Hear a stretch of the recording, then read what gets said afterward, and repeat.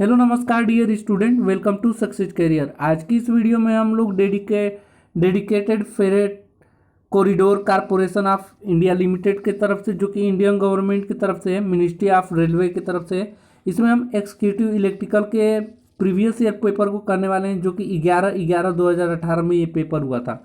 तो ये executive electrical के लिए यदि आप भरे हुए हैं तो ये इनके लिए है। चलिए सबसे पहले इस वीडियो को स्टार्ट करने से पहले एग्जीक्यूटिव इलेक्ट्रिकल का सिलेबस क्या है वो देख लेते हैं। ऑफिशियल सिलेबस क्या है, देखिए यहाँ पे एग्जीक्यूटिव इलेक्ट्रिकल यानी कि पोस्ट कोड जो यहाँ इस बार आया हुआ है वो 22 है। इसमें आपका पार्ट 1 में 24 क्वेश्चन पूछेगा, जो कि जनरल नॉलेज, जनरल एप्टीट्यूड और रीजनिंग से क्वेश्चन होंगे। उसके अलावा पार्ट 2 में आपका 96 क्वेश्चन पूछेगा, जो कि circuit analysis, machines, electronics, measurements, control systems, material system and rest etc यहाँ से क्वेश्चन पूछेंगे। तो ये एग्जीक्यूटिव इलेक्ट्रिकल का सिलेबस है, जो कि आपको टोटल 120 क्वेश्चन देखने को मिलेंगे। तो इन्हीं को हम लोग करने चल रहे हैं आज की इस वीडियो में। वीडियो को अंत तक बनिएगा। वीडियो पसंद आएगा तो लाइक करिएगा और अधिक से अधिक अपने दोस्तों के साथ शेयर करिएगा, और चैनल पर पहली बार होंगे तो चैनल को सब्सक्राइब करिएगा।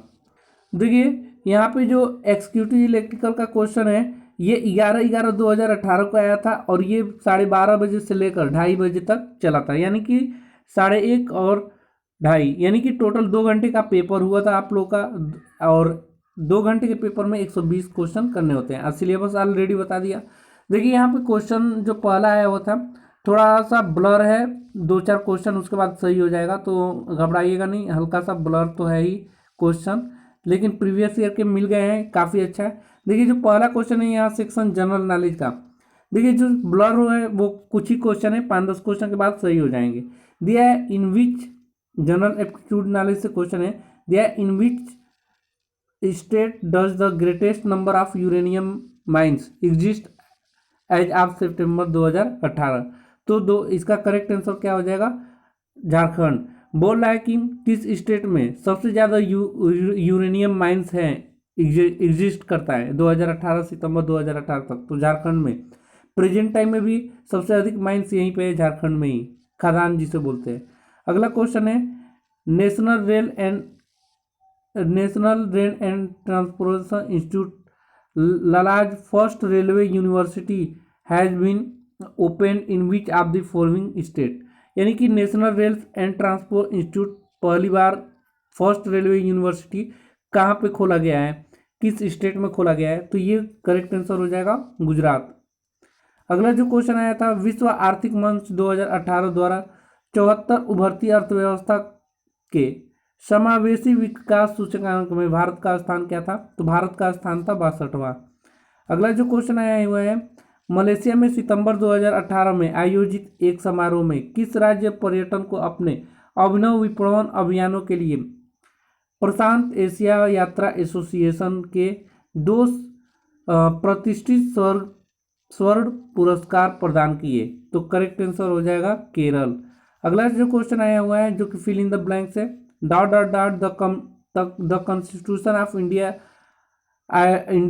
आइडियल विथ, तो करेक्ट आंसर क्या हो जाएगा, तो constitution of India ideal is correct answer हो जाएगा article 14 organisation of village panchayat, ठीक है, जो कि आर्टिकल 14 में आता है। अगला जो क्वेश्चन आया हुआ है देखिए कि which state is the largest producer of wind energy in India, यहाँ पे बोल रहा है कि सबसे ज़्यादा इंडिया में वाइंड एनर्जी कहाँ से उपलब्ध किया जाता है, कहाँ से लिया जाता है, तो जो तमिलनाडु है, ये सबसे ज़्यादा जो राज्य है तमिलनाडु राज्य भारत का, यहाँ सबसे ज़्यादा वाइंड एनर्जी प्रोड्यूस की जाती है। अगला जो क्वेश्चन आया हुआ है in which state has the government of India launch the first tribal circuit project under the Swadesh Darshan scheme, तो इसका करेक्ट आंसर क्या हो जाएगा, छत्तीसगढ़।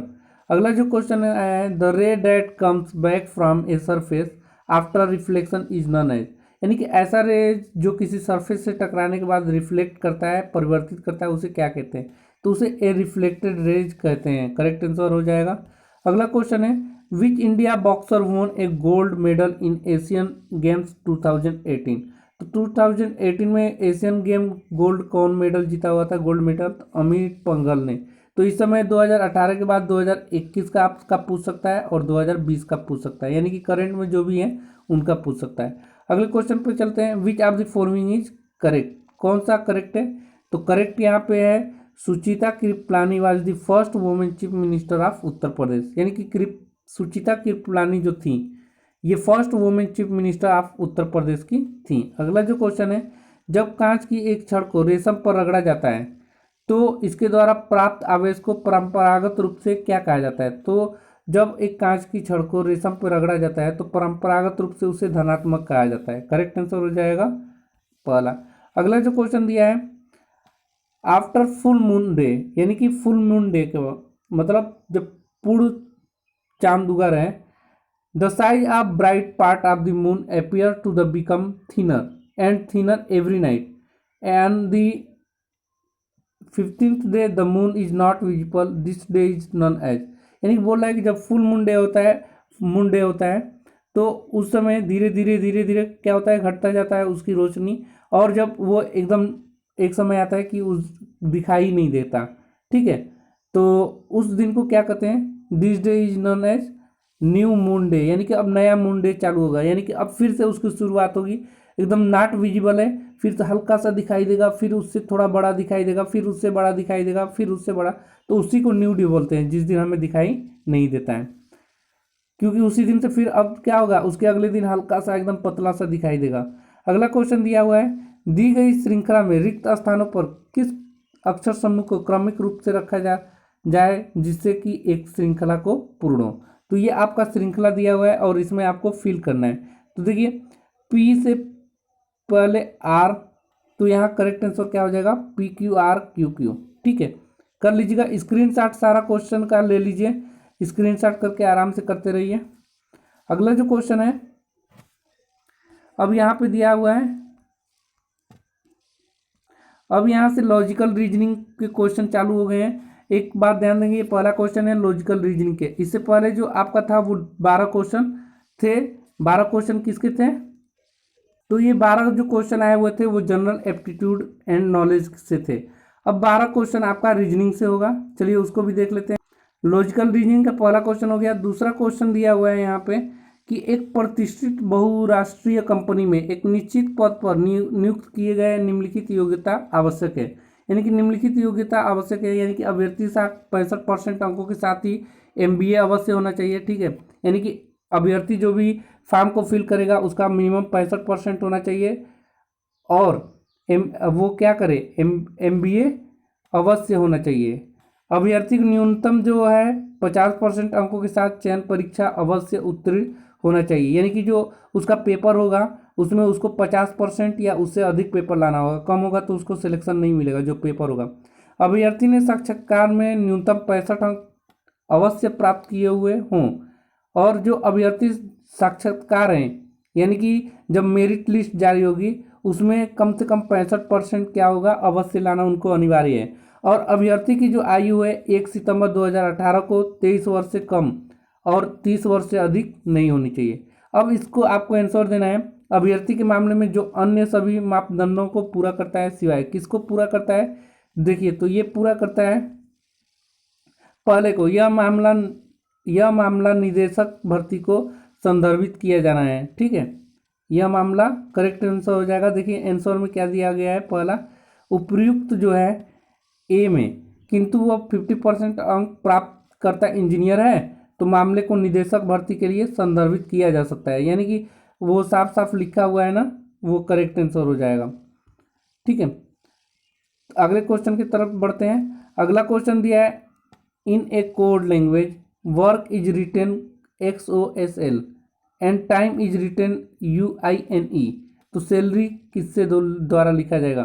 तो W का क्या हुआ है, X हो गया, O को वैसे ही रहने दिया है, R को S कर दिया है, और उसके बाद K है तो K को L कर दिया है। ठीक है, तो वैसे ही क्या हो जाएगा, S को क्या कर देगा, T कर देगा, A को वैसे ही रहने देगा, L के बाद क्या आ जाता है, M आ जाता है, फिर A को वैसे ही रहने देगा, फिर R के बाद क्या आ जाता है, S आ जाता है, और Y को वैसे ही रहने देगा, यानी कि TAMASI TAMASZ ये करेक्ट आंसर हो जाएगा। Y के बाद क्या आता है, Z आता है, सॉरी यहाँ पे सैलरी वाई है तो वाई को जेड बन जाएगा, तो बी हमारा करेक्ट आंसर हो जाएगा। अगला क्वेश्चन है 8 friend P Q R S T U V and W are sitting around a circle table you. ठीक है, एक 8 फ्रेंड की दोस्त हैं जो P Q R S T U V हैं और वो एक सर्कल है, सर्कल टेबल है। ठीक है, U is on the mediator right of Q and V, Q V के मीडिएटर है, V is neighbour of T.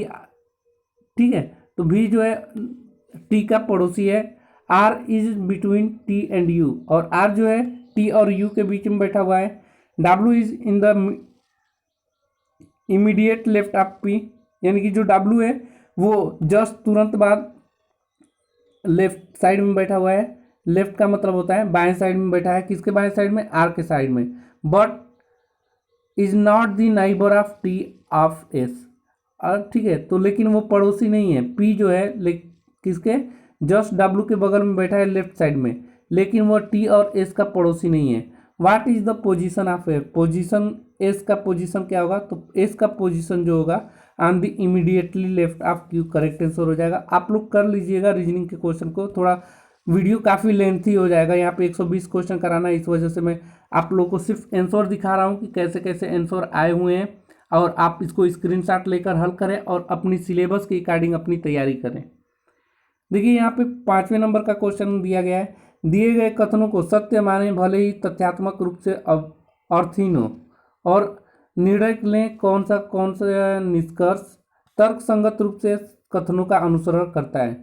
कथन दिया हुआ है सभी अधिकारी स्नातक हैं और सभी लिपिक स्नातक हैं।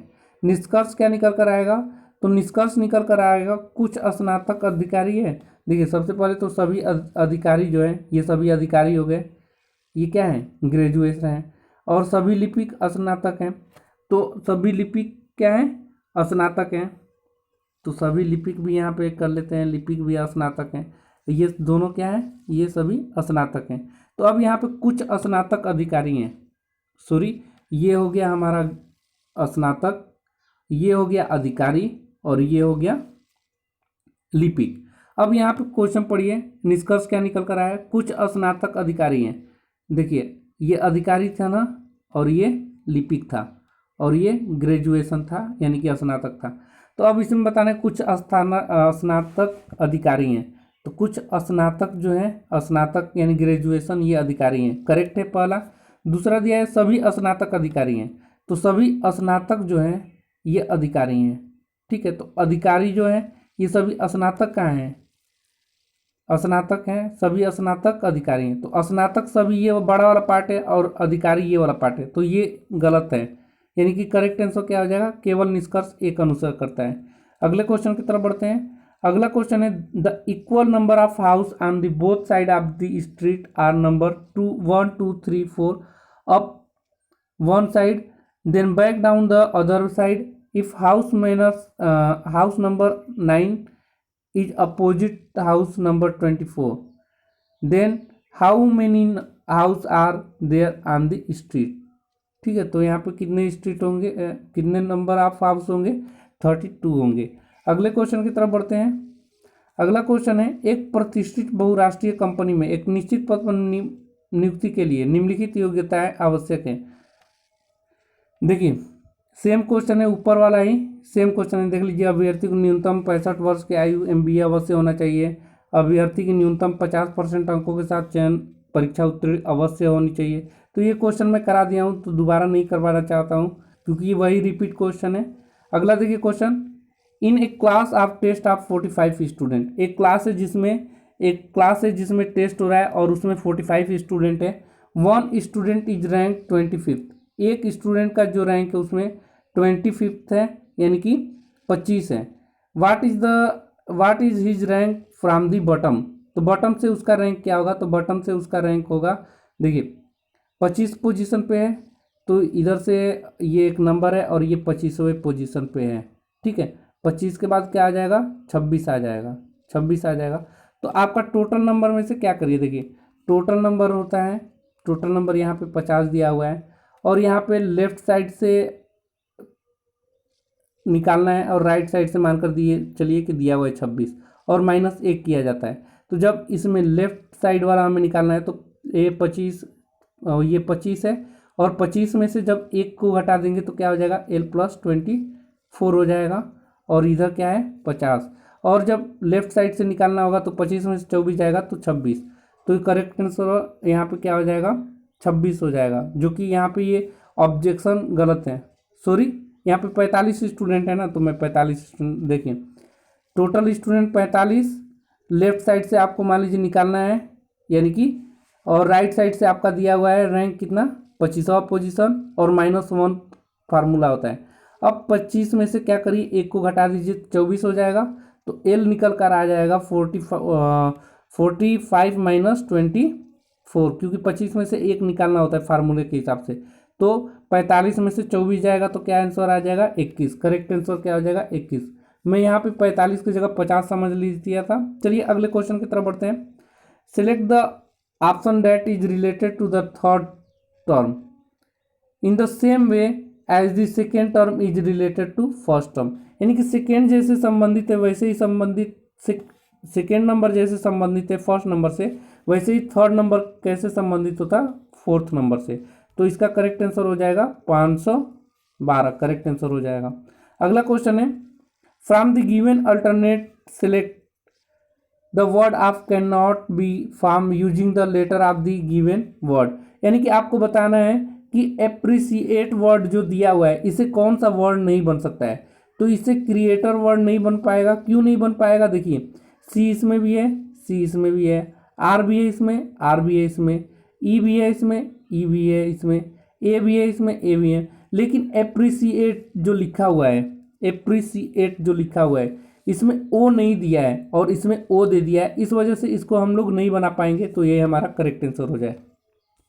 अगले क्वेश्चन की तरफ बढ़ते हैं। दिया है select the number pair which is different from the other 3 response, यानी कि यहाँ पे जो 3 रिस्पॉन्स है, ये और ये दोनों, ये और ये और ये और ये तीनों क्या है, एक तरह से सेम है, डिफरेंट कौन सा है, तो 23 और 161 वाला डिफरेंट है। अगले क्वेश्चन की तरफ बढ़ते हैं। दिया है निम्नलिखित संख्या अनुक्रम में ऐसी कितनी सम संख्याएं हैं जिनमें से प्रत्येक के तुरंत पश्चात एक विषम संख्या और ठीक पहले एक सम संख्या, तो देखिए 4 है, इससे पहले कोई होगा नहीं, तो ऐसे 4 जो है करेक्ट आंसर हो जाएगा कि जिनके पहले क्या है, 4 ऐसे सम संख्याएं हैं जिनके तुरंत पश्चात विषम संख्या है और ठीक पहले सम संख्या। जैसे यहाँ पे 8 ले लीजिए, तो 8 यहाँ पे हम लोग 8 लेंगे, 4 के बाद जो 8 दिया हुआ है, तो 8 से पहले क्या है सम संख्या और उसके बाद विषम संख्या है, ऐसी 4 संख्याएं हैं टोटल। यहाँ पे देख लीजिए, पहला हो गया, ये दूसरा 8 हो जाएगा, और तीसरा यहाँ पे 6 नहीं हो पाएगा, फिर से ये हो जाएगा 3 3 3 3 3 और ये 4, तो ऐसे 4 नंबर हम खोज दिए, पहला वाला 8 ये, दूसरा 8 ये, और तीसरा 6 ये, और चौथा 6 वाला ये, इसे जस्ट पहले सम संख्या है और उसके तुरंत बाद क्या है विषम संख्या है। अब देखिए यहाँ पे 12 जो क्वेश्चन थे हम लोग रीजनिंग, तो पहला जो है आप लोगों का सिलेबस देख लीजिए, एप्टीट्यूड से आपका कितना क्वेश्चन 12 क्वेश्चन, रीजनिंग से आपका क्वेश्चन कितना क्वेश्चन 12 क्वेश्चन, कितने क्वेश्चन हो गए टोटल क्वेश्चन हो गए 24। अब जो क्वेश्चन आएंगे 96 क्वेश्चन आपके टेक्निकल क्वेश्चन होंगे जो कि इलेक्ट्रिकल से होंगे, तो उनके क्वेश्चन को भी हम दिखाना चाहेंगे। हालांकि हम इलेक्ट्रिकल के टीचर नहीं है, इस वजह से हम इलेक्ट्रिकल नहीं करवा पाएंगे, और आप लोगों को बस क्वेश्चन मैं दिखा दूंगा, जिससे आप लोगों को अपना ये क्वेश्चन स्क्रीनशॉट लेकर खुद सॉल्व करें और अपने सिलेबस जो भी इसमें दिया हुआ है उसके अकॉर्डिंग अपनी तैयारी करिए।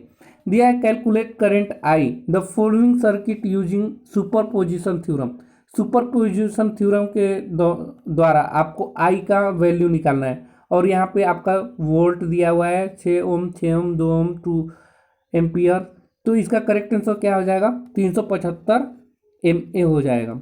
अगला जो क्वेश्चन है, देखिए हर क्वेश्चन को मैं दिखा दे रहा हूँ, आप नोट कर लीजिए, चाहे तो स्क्रीनशॉट ले लीजिए, उसके बाद सॉल्व करिएगा।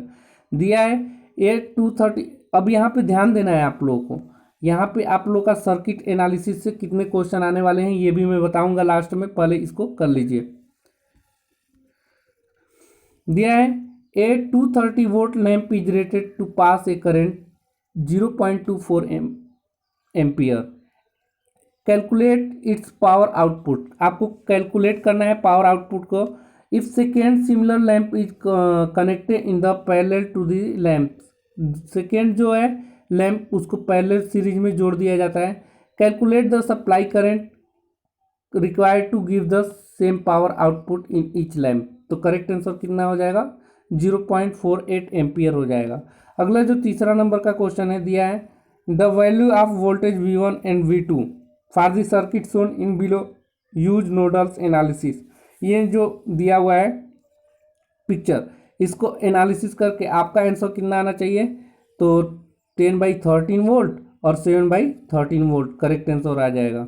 अगला जो क्वेश्चन है if two capacitor having capacitance of 5 microfarad and 10 microfarad respectively are connected in series across 200 volt supply.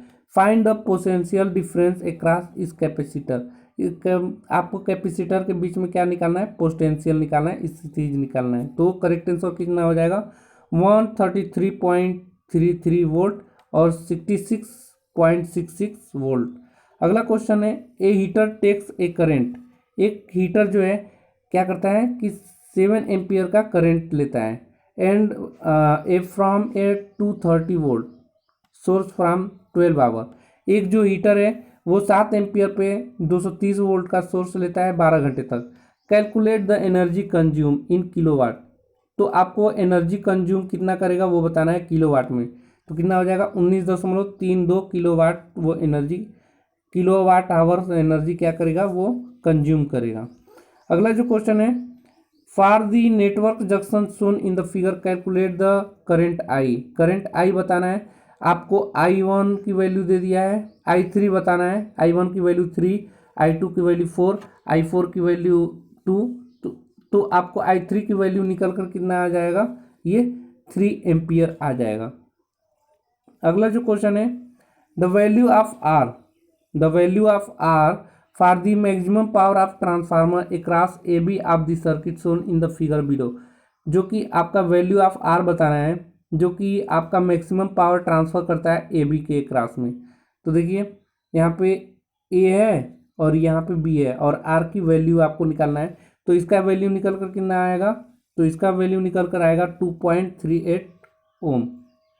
अगला जो है for the circuit shown in the figure the value of circuit I, circuit I का आपको value बताना है ना, जो figure इसमें दिया हुआ है आई की वैल्यू, तो आई की वैल्यू यहाँ पे कितना आएगा, ये फिगर आप लोग स्क्रीनशॉट ले लें, तो आई की जो वैल्यू आएगा वो 1 एम्पियर आएगा।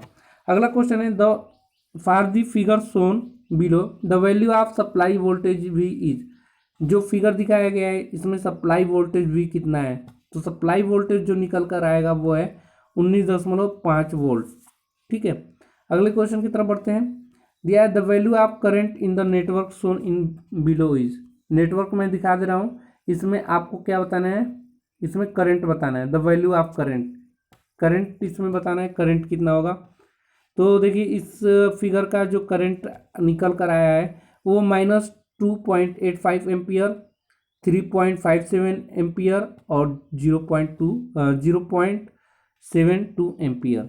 अगले क्वेश्चन की तरफ बढ़ते हैं 11वें नंबर। दिया हुआ है एक conductor of a 0.5 millimetre diameter wire has resistance of 400 ohm, find the resistance of the same length of the wire if it is diameter where double, अगर उसका डायमीटर क्या कर दिया डबल कर दिया जाए तो किसका प्रतिरोध कितना होगा, तो वो 100 ओम होगा। अगला जो क्वेश्चन है,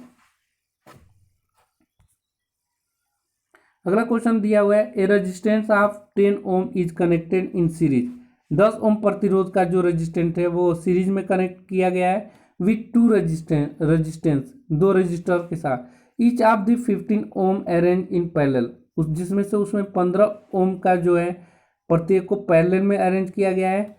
what resistance must be shunted across this parallel combined so that the total current taken shall be 1.5 ampere with 20 volt applied voltage, तो करेक्ट आंसर इसका क्या हो जाएगा 6 हो जाएगा। अगले क्वेश्चन की तरफ बढ़ते हैं। दिया है the value of admittance parameter Y12 for the two ports network shown in the figure. Figure में जो दिखाया गया है वो आपका आंसर बताना है। तो क्या हो जाएगा -0.05 mho। ठीक है, अगले क्वेश्चन की तरफ बढ़ते हैं। एक खास बात दोस्तों, इसका पीडीएफ हमारे टेलीग्राम चैनल पे आपको फ्री में मिल जाएगा, तो टेलीग्राम चैनल को ज्वाइन करके ये पीडीएफ को जरूर डाउनलोड कर लें और आप अपना सोल्यूशन करें। ठीक है, स्क्रीनशॉट नहीं ले रहे होंगे तो भी आपको ये पीडीएफ फ्री में हमारे टेलीग्राम चैनल पे अपलोड कर दिया गया है, वहाँ से डाउनलोड कर लीजिएगा। दिया है for the circuit shown in the figure the value of voltage is. जो वो फिगर दिखाया गया है इसमें वोल्टेज आपको बताना है, वोल्टेज कितना होगा, तो AE⁻80 plus BE⁻BT correct answer हो जाएगा। अगला जो क्वेश्चन आया हुआ है दिया है for the network shown in the figure calculate the effective resistance and the supply current. तो इसका करेक्ट आंसर क्या हो जाएगा 1.23 ओम एंड 9.76 एम्पियर इसका करंट निकल कर आएगा। अगला जो क्वेश्चन दिया है for the circuit shown in the figure value of voltage VAB is. VAB का वोल्टेज बताना है, ए से बी के वोल्टेज। तो ए से बी का वोल्टेज जो आप निकाल कर लाएंगे तो वो 6 वोल्ट आंसर आना चाहिए। अगला क्वेश्चन है a voltage driver is to given a output voltage of 10 volt from an input voltage of 30 volt as shown in the figure given R2 equal to 100 ohm the value of resistance R1 is. तो R1 का आपका resistance निकालना है तो वो कितना आएगा 200 ओम आएगा। अगला जो क्वेश्चन है find V0 in the following circuit using superposition theorem. Superposition theorem के द्वारा आपको V0 वोल्ट का मान बताना है, तो कितना आएगा वो 7.4 वोल्ट आएगा। एक बार मैं फिर से बोल दूँ, टेलीग्राम से ये पीडीएफ को डाउनलोड कर लीजिएगा और सॉल्व करिएगा ना। For the network shown in the figure the value of supply current and source EMF is equal to कितना होगा, तो ये होगा 4.5 एम्पियर और 87 वोल्ट। अगला क्वेश्चन की तरफ बढ़ते हैं। दिया है for the network shown in the figure calculate the power develop by the register R1 R2 respective. तो इसका करेक्ट आंसर कितना दिया हुआ है, तो इसका करेक्ट आंसर दिया हुआ है 72 वाट और 140 वाट, जो कि फिगर आपका यहाँ पे दिया हुआ है। अगले क्वेश्चन की तरफ बढ़ते हैं। दिया है एक केबल में 2 कंडक्टर हैं जो कि परीक्षा के हेतु के लिए केबल के एक छोर पर एक साथ जोड़े गए हैं। जब केबल 700 मीटर लंबा हो तब दूसरे छोर में नापने पर संयोजित लूप का रेजिस्टेंस 100 ओम पाया गया। 8 किलोमीटर लंबी समान केबल के रेजिस्टेंस का मूल्य कितना होगा, तो रजिस्टर का मूल्य जो होगा 1143 ओम होगा। अगला जो क्वेश्चन है एक कॉइल ऑफ रेजिस्टेंस 20 ओम, एक कॉइल है जिसका रेजिस्टेंस 20 ओम है and inductance 10 mH is the series with capacitance and supplied with the constant voltage variable frequency source. The maximum current is 2 ampere at 1000 hertz. The Q factor of the circuit is 3.14 answer हो जाएगा। अगला जो question दिया हुआ है the value of potential difference across the 2 ohm resistor for the network shown is below. Correct answer क्या हो जाएगा 2.1 वोल्ट हो जाएगा। अगला जो क्वेश्चन दिया हुआ है फिगर से ही ज़्यादा क्वेश्चन आपका यहाँ पे बना हुआ है जो कि सर्किट एनालिसिस से है। दिया है for the circuit shown in the figure below the value of current I1 and I2 is. I1 और I2 कितना होगा इस फिगर में, तो I1 की वैल्यू जो आएगा वो आपका 1.5 एम्पियर आएगा और I2 की जो वैल्यू आएगा वो 0.5 एम्पियर आएगा। अगला क्वेश्चन मशीन से है जो कि अब आप यहाँ पे देख चुके हैं, ये 40 नंबर का क्वेश्चन होगा, सॉरी 24 नंबर का। तो आपका याद रखिएगा आपका 12 क्वेश्चन किससे आया था, एप्टीट्यूड से 12 क्वेश्चन, रीजनिंग से 12 क्वेश्चन और 24 जो क्वेश्चन है ये सर्किट एनालिसिस से आया है 24 क्वेश्चन। टोटल क्वेश्चन कितने हो गए 48। अगले क्वेश्चन देखते हैं। अगला क्वेश्चन अब आपका मशीन से है जो कि मशीन से क्वेश्चन कितने आएंगे टोटल। सबसे हार्ड सेक्शन जो होता है आपका वो सर्किट एनालिसिस से होता है, तो ये सर्किट एनालिसिस से टोटल 24 क्वेश्चन पूछेगा। अब यहाँ आपका मशीन से तो मशीन से आपका टोटल जो क्वेश्चन पूछेगा यहाँ पे 24 क्वेश्चन पूछेगा मशीन से भी, ठीक है। 24 क्वेश्चन आपका मशीन से होगा, जो कि इजी होता है सर्किट एनालिसिस के हिसाब से। और बाकी इसके अलावा आपका इलेक्ट्रॉनिक से भी पूछेगा, जो कि 12 क्वेश्चन होगा। उसका कंट्रोल सिस्टम से 6 क्वेश्चन और रेस्ट से 6 क्वेश्चन। तो चलिए इसको भी देख लेते हैं। A transformer has 40 watt as iron loss full load, the iron loss at half full load will be. Iron volt का हाफ वोल्ट कितना होगा, तो करेक्ट आंसर क्या आ जाएगा, 400 वोल्ट। अगला जो क्वेश्चन दिया हुआ है, a 2 pole alternator is running at 1500 round per minute, its angular velocity will be. तो उसका एंगुलर वेलासिटी कितना होगा, 157 रेडियन पर सेकेंड। अगला जो क्वेश्चन है, in a split phase induction motor, split phase induction motor में the two stator winds are mutually displace by 90 degree electrically. अगला क्वेश्चन है, core lamination is transformer decrease. जो कोर लेमिनेशन टाइप का transformer होता है, वो lamination transformer decrease करता है एडी करंट लॉस को डिक्रीज करता है। अगला जो क्वेश्चन दिया है, a 3 phase inducer motor is running at 4% slip, if the input to the rotor is 1000 volt, then the mechanical power developed by the motor will be 960 watt develop करेगा motor. अगला दिया है, the armature of a DC machine is place on the rotor. DC machine पे जो armature है DC machine पे, वो rotor पे किस पे प्लेस किया जाता है, तो सपोर्ट द कम्युनिकेशन के लिए किया जाता है। अगला क्वेश्चन है, a washing machine generally employs a motor resistant split phase motor पे क्या कर दिया जाता है, वॉशिंग मशीन इम्प्लाइज किया जाता है। अगला क्वेश्चन है, an open circuit test on a transformer gives. एक ओपन सर्किट टेस्ट है, उसमें ट्रांसफार्मर क्या देता है, तो आयरन लॉसेस देता है, करेक्ट आंसर हो जाएगा। अगला क्वेश्चन है, in a 6 DC machine, 6 pole DC machine है, 90 mechanical degree corresponding to how many electrical degree. तो हाउ मेनी इलेक्ट्रिकल डिग्री हो जाएगा, 270 डिग्री। अगला क्वेश्चन है, एक motor that motor run at highest speed when the load is remove. कौन से load को रिमूव कर दिया जाता है, सीरीज लोड को रिमूव कर दिया जाएगा, तो वो हाईएस्ट स्पीड पे चलने लगेगा। अगला क्वेश्चन है, a magnetic flux path in a transformer must have. तो एक मैग्नेटिक फ्लक्स पाथ जो है, इस पे ट्रांसफार्मर को कैसे रखते हैं, तो वो लो रिलक्टेंस पे रखते हैं, लो रिलक्टेंस। अगला है, लीकेज फ्लक्स इज ट्रांसफार्मर, यानी कि लीकेज फ्लक्स है ट्रांसफार्मर में क्या है, वो है is minimum by the interleaving the primary and secondary winding. ये क्या करता है कि मिनिमाइज करता है इंटरलीविंग को, प्राइमरी और सेकेंडरी वाइंडिंग को।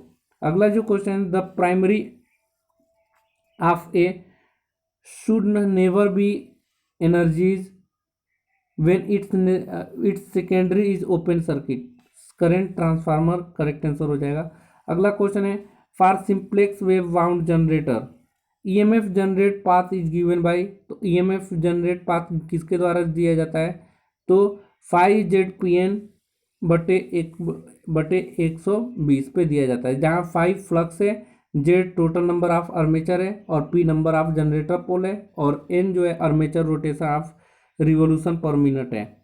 अगला जो क्वेश्चन है, 3 फेज वाउंड मोटर्स, ठीक है, 3 phase wound rotor motors are commonly called as. कौन सा मोटर कहा जाएगा, तो वो स्प्लिट रिंग मोटर कहलाता है। अगला क्वेश्चन है, running the machine at no load is not recommended for an DC series motor, correct answer हो जाएगा। अगला क्वेश्चन है, dot shaded pole is type of single phase motor which has lowest speed. तो shaded pole जो है, ये क्या करता है, एक टाइप का सिंगल फेज मोटर है जो कि लोवेस्ट स्पीड पे चलता है। अगला जो क्वेश्चन है, capacitor start motor has a high power factor. एक कैपेसिटर स्टार्टर मोटर जो है, स्टार्ट मोटर, वो हाई पावर फैक्टर रखता है। अगला क्वेश्चन है, a open circuit characteristic of a DC generator is also called no load saturation characteristic. अगला question है the direction of a rotation of the field in three phase induction motor depend on the phase of sequence of supply voltage. Correct answer हो जाएगा। अगला question है the function of dummy coil in DC machines to. DC machine की जो function है dummy coil का वो क्या है? वो मैकेनिकली बैलेंस और आर्मेचर को बैलेंस करता है ना। अगला क्वेश्चन है द ऑप्टेन ग्रेट इफिशियंसी, यानी कि ग्रेट इफिशियंसी पाने के लिए the slip of an induction motor should be low. क्या होना चाहिए? इंडक्शन मोटर क्या होना चाहिए? लो होना चाहिए। अगला क्वेश्चन है the current drawn by A 220 volt DC motor of A armature resistance 0.5 ohm and back EMF 180 volt is 80 ampere. Correct answer हो जाएगा। अगला जो क्वेश्चन है the magnetic flux density on the surface of an iron face is 1.5 T, which is the typical saturation level value of for magnetic material. Find the force density on the iron force and iron phase। तो इसका correct answer क्या हो जाएगा? 0.89 into 10⁶ Newton पर metre square. Correct answer हो जाएगा। अब अगला क्वेश्चन जो है इलेक्ट्रॉनिक्स से है। इलेक्ट्रॉनिक्स से आपके टोटल 12 क्वेश्चन देखने को मिलेंगे। ठीक है, टोटल 12 क्वेश्चन देखने को मिलेंगे।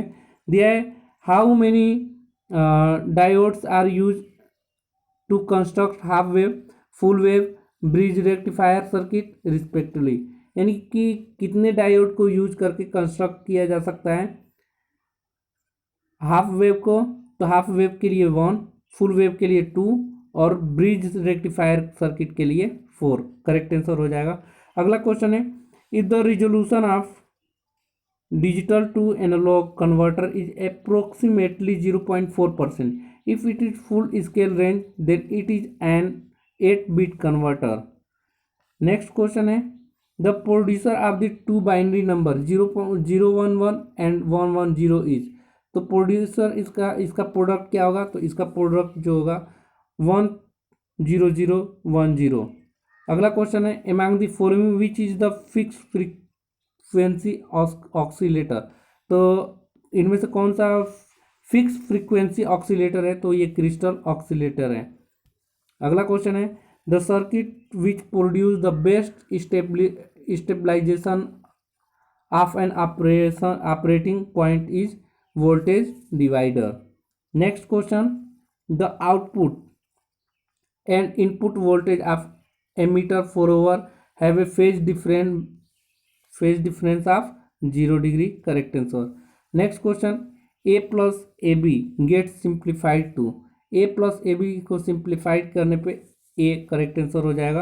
अगला जो क्वेश्चन है in a certain transistor the emitter current is 1.04 times the collector current. If the emitter current is 12 MA calculate the base current.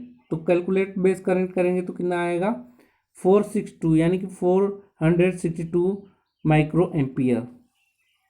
अगला है state the respectively ripple factor and efficiency of a full wave rectifier is. Correct answer हो जाएगा 0.48 and 81.2%। Correct answer हो जाएगा। अगला है state the octal equivalent of hexadecimal number B3416। तो correct answer क्या हो जाएगा? 54 64 8 बेस 8। अगला है zener diode are used as. तो जीनर डायोड का यूज वोल्टेज रेगुलेटर के लिए करते हैं। अगला क्वेश्चन है state the correct condition for the transition to the operation is cut off region. Correct answer हो जाएगा emitter the junction reverse base collector base junction reverse basis. अगला क्वेश्चन है अब यहाँ से 30 नंबर का क्वेश्चन देख लीजिए। दिया voltage regulation is given by. Voltage regulation के आंसर क्या हो जाएगा? तो VNL minus VFL upon VNL into 100%। Correct answer हो जाएगा। कौन सा करेक्ट आंसर हो जाएगा? VNL minus VFL upon VFL into 100%। C option correct answer हो जाएगा। अगला क्वेश्चन है the charge carriers which have the greatest mobility are the electrons. Charge के कैरियर के लिए कौन सा मोबिलिटी इलेक्ट्रॉनिक मोबिलिटी होती है। अगला है the ideal value of C M R R is. Ideal value क्या होता है सी एम आर आर का, तो ये अनंत होता है, इन्फिनिटी होता है। अगला है state the respective decimal and hexadecimal equivalent of 65 ग्राम। तो करेक्ट आंसर क्या हो जाएगा 53 एंड 35 करेक्ट आंसर हो जाएगा। अगले क्वेश्चन की तरफ बढ़ते हैं। अगला क्वेश्चन है the lower and upper cut off frequency are also called half power frequency. Next question the binary equivalent of decimal 22 is. तो 22 का बाइनरी जो इक्विवेलेंट है 10110 होगा। अगला है जो कि मेजरमेंट से है, कौन से है मेजरमेंट से। तो आप देख रहे हैं मेजरमेंट से टोटल आपका क्वेश्चन यहाँ पे आने वाला है 12 क्वेश्चन आएंगे आपके मेजरमेंट से। बताइए आंसर। दिया electrostatic type instrument are primarily use as voltmeter. Electrostatic type instrument किसके लिए प्रयोग किया जाता है वोल्ट मीटर के लिए। अगला क्वेश्चन है integrated meter are use for the measurement. Integrated meter जो होता है किसके लिए यूज करते हैं, तो वो एनर्जी मापने के लिए यूज करते हैं। अगला है to ensure safety what should be the resistance of the earthing electrode. Earthing electrode के लिए सेफ्टी के लिए क्या करते हैं लो रेजिस्टेंस का इस्तेमाल करते हैं। अगला क्वेश्चन है an electrodynamometer type of instrument find it major uses. यानी कि इलेक्ट्रोडायनोमोमीटर टाइप जो इंस्ट्रूमेंट है किसको पाने के लिए सबसे ज़्यादा इस्तेमाल करते हैं, तो इसको इस्तेमाल करते हैं स्टैंडर्ड इंस्ट्रूमेंट और ट्रांसफर इंस्ट्रूमेंट के पाने के लिए। अगला क्वेश्चन है A41 OP ampere has 8 pins. A741 यानी कि 741 OP ampere has 8 pins correct answer हो जाएगा। अगला क्वेश्चन है the number of basis SI unit. SI unit कितनी है, तो टोटल 7 है SI यूनिट। अगला जो क्वेश्चन है the material of wire use for the making standard resistant is equal manganin correct answer हो जाएगा। अगला क्वेश्चन है megger is essentially a. Megger एक प्रारंभिक रूप से क्या है मेगा ओम मीटर है, ठीक है मेगर बोलते हैं। अगला है air friction damping is use in an instrument moving iron के रूप में करते हैं जो कि एयर फ्रिक्शन डैम्पिंग होता है वो।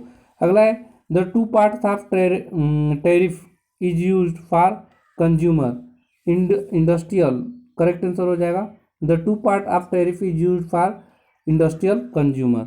अगला क्वेश्चन है the Wien bridge is frequency sensitivity, ठीक है the wine.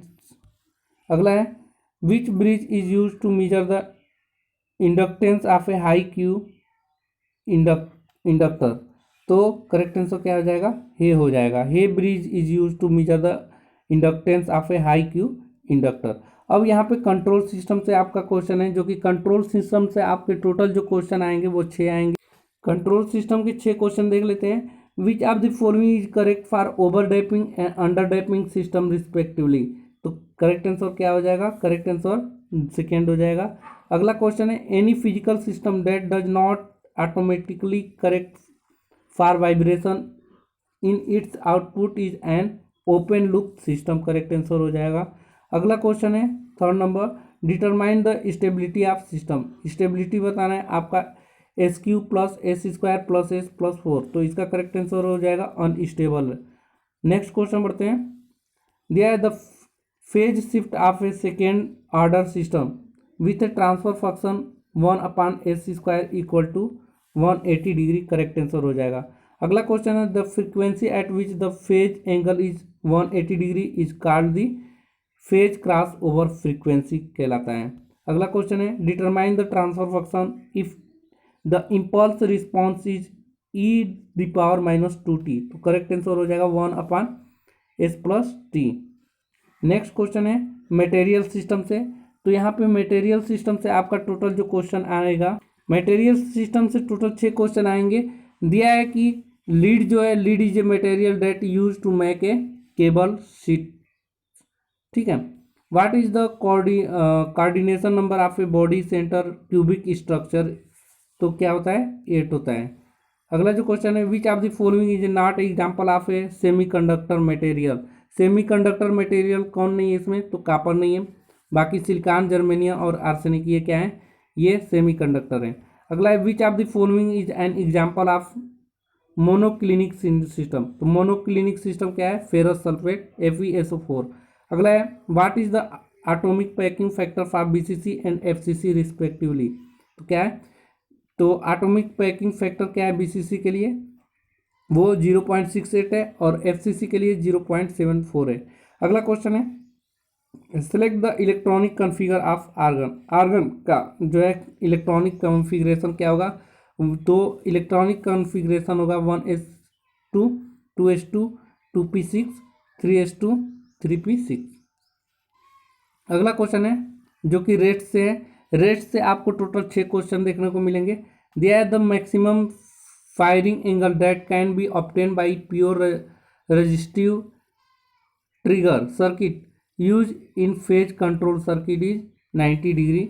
Next question, Buchholz relay is an gas actuated relay, Buchholz relay is an gas actuated relay, correct answer. Next question बढ़ते हैं, HRC fuses provide the best protection against short circuit, जो HRC fuse होता है वो best protection देता है किसके according, short circuit से।